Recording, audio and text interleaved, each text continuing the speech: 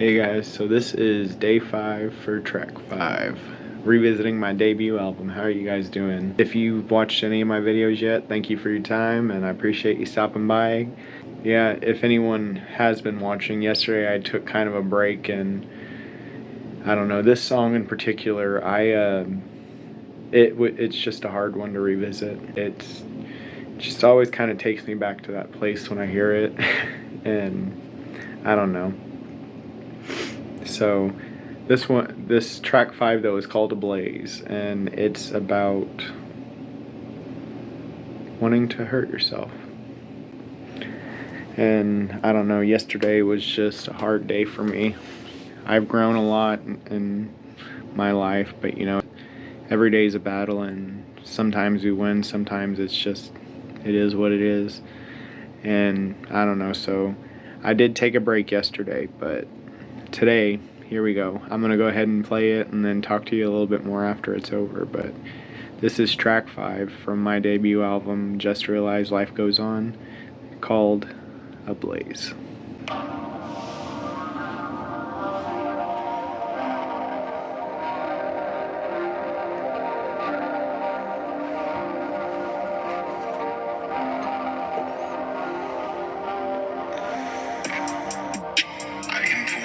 Together when I need to. Most of the other time, I fall to a million pieces, scattered all over the ocean, like my ex's ashes. Life ain't never easy. Really,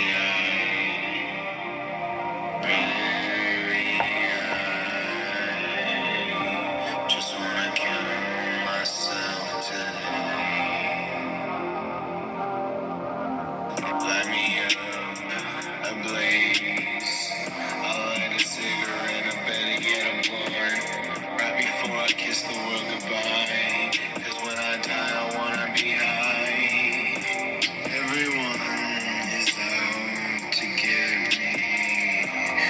At least that's what I tell myself each morning. I pray not today. Been afraid all my life. I became what I was afraid of. Putting makeup on like a clown. Sneaking up your legs like a spider.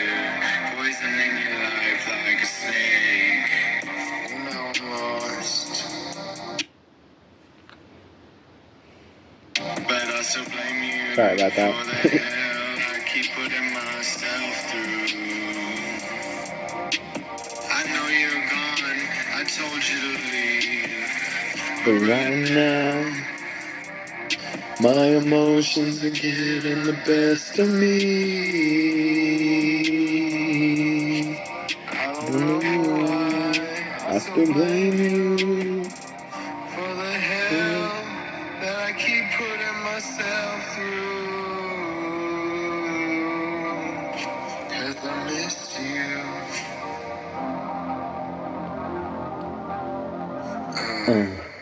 Gotta say, I love that ending part. It's like whatever. Serious note, that song, I don't know if you noticed, there was a line that says, spread all over the ocean like my ex's ashes. This was one of the first times that musically I really kind of confessed stuff that had been on my mind, especially since becoming a widower. My husband died in November of 2022, and we had been married for 10 years. And, you know, obviously that was a really hard time in my life. I'm still trying to move on from that. And other parts of this song where I talked about, like, I still blame you for the hell that I'm putting myself through. It's like, it took me a long time to realize that, you know, our parents aren't responsible for the way we live our lives as adults, and I'm still learning that lesson. I'm not perfect, but, you know, I know that I am where I am because of what I've done and because of my choice to stay happy. And I really like the part of the song where I said that, you know, I became what I was afraid of. Like, when I was a kid, one of my biggest fears was clowns. But I mean, the movie It and other stuff like that just terrified me. And I mean, when I was 19, I became a drag queen, and I'm not disrespecting that culture at all. I only did it for about 2 years, but that was also because I just left the city and I had to move on to another phase of my life. But I mean, it it's just funny. You wouldn't believe how many drag queens themselves call themselves clowns. But either way, like I was just using that as a reference. Like I became what I was afraid of, and I mean, one of my biggest fears is to this day is still always been snakes. I don't know why. I just don't like them, the look of them and stuff like that. They just make me feel weird. Even the garden ones. But you know, I know that I was the deceitful one for a while in my life, so that's why I made those comparisons to things like spiders and snakes and creepy crawlers, because I was a creepy crawler. And then there was the part of the song where I talked about where I had the line, you know, when I die I want to be high. And that part really came from a lot of the depression that I dealt with after working in nursing. I did that for 6 years when I was younger, and not that I don't want there to be help for the elderly, because, you know, they need that help.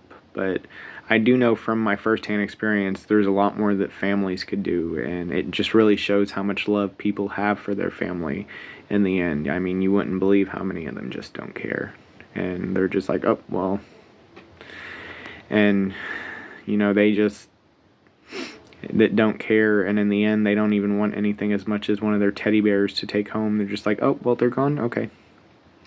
And I mean, it's crazy to think that somebody could live all those 80, 90, 100 years, and in the end, you know, it's all painful. And they give them all these comfort meds that help ease them into the end. And I don't know, a lot of that just weighs on my mind a lot of times. And I did that for 6 years, and I just had to take a break because it was really taking a toll on my mental health and stuff. And I have enough things that weigh on that already. So yeah, this song honestly just kind of talked about a lot of the different depressions I've dealt with, and my childhood, where I worked, my marriage, some of my struggles with like substances. This song really was personal to me, and that's why honestly yesterday, I hate to say, I just thought about it way too much, and I kept thinking, I don't know, I haven't heard that song in a while, and I know that one's a dark one for me, and it was hard to record.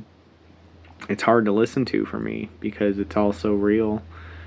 But I don't know, as imperfect as my songs were, this whole album was really just telling a story of me moving on from all that depression, and this song I think definitely was one of the center points for that.